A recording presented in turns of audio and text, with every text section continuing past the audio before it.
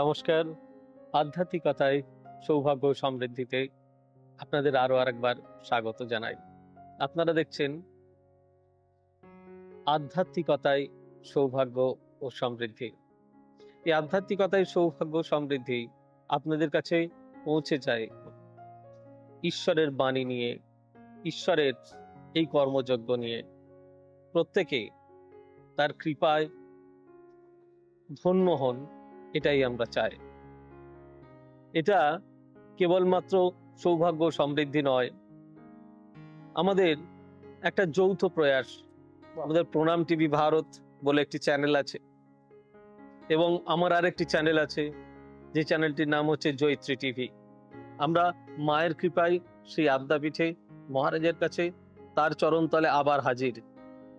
মহারাজজি যদি এখানকার কর্মকাণ্ড সম্বন্ধে কিছু বলেন এবং এখানকার শাখা কোথায় কোথায় ছড়িয়ে রয়েছে, যদি একটু আমাদের দর্শকবৃন্দদের জানান আপনি। সারা পৃথিবীতে আমার শাখা London, America,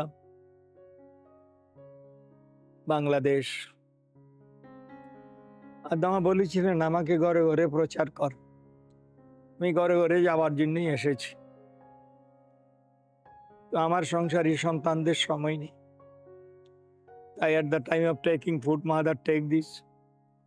At the time of wearing clothes, ornaments, mother wear this. মা খাও, মা পড়ো, এ হলো পূজা। এই আদর্শে ভারতবর্ষেও আমার 32খানা ব্রাঞ্চ আছে। 32খানা ব্রাঞ্চ সারা ভারতবর্ষ জুড়ে। হ্যাঁ, ওরে বাবা। কোন তীর্থস্থান বাকি রাখিনি। পুরী, বৃন্দাবন, কাশী, সব জায়গাতেই মার থাকা খাওয়ার ব্যবস্থা আছে। কামারপুকুর, তারপরে আপনার কামাখ্যা, বেনারসি, সারা পৃথিবী জুড়েই আমার ব্রাঞ্চ।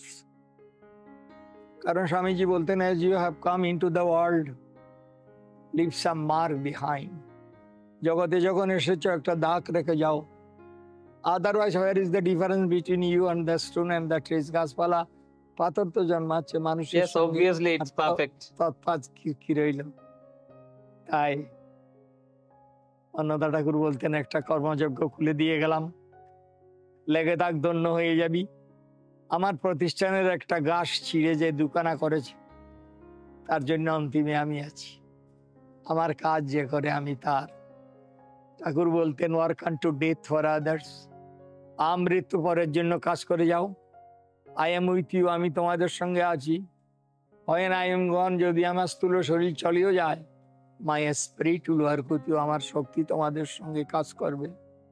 বলে this life comes and goes, এই জীবন আসে এবং যায়। It is better, far better to die in the field of duty than to die like worldly worm. সংসারী কীটের মতো মরাচ্ছে পরের জন্য, কর্তব্য কর্ম করে করে মরা অনেক শ্রেয়।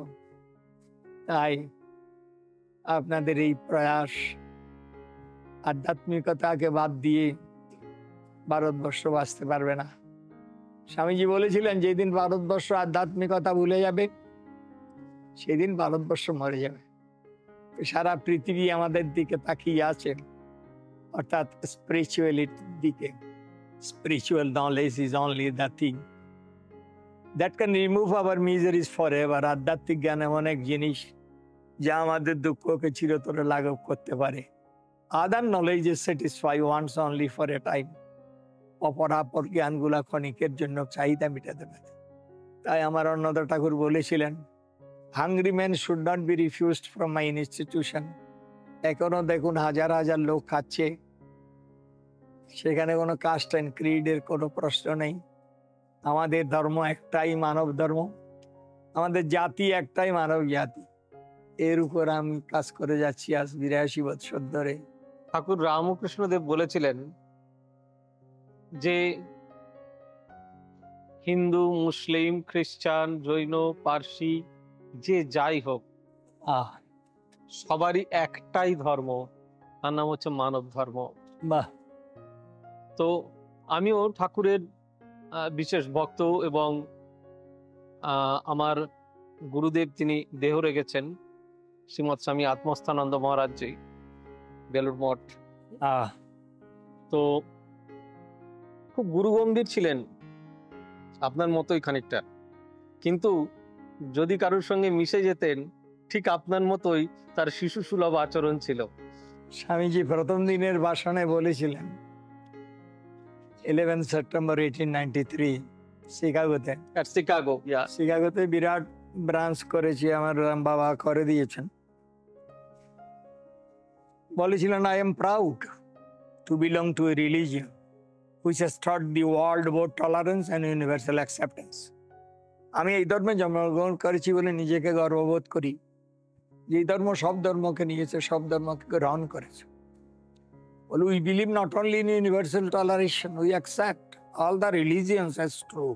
প্রত্যেক ধর্মকে সত্য বলে গ্রহণ করি। তখন দেখলেন যে এরা 650,000 প্রতিনিধি নিজের নিজের ধর্ম সম্বন্ধেই বলছে।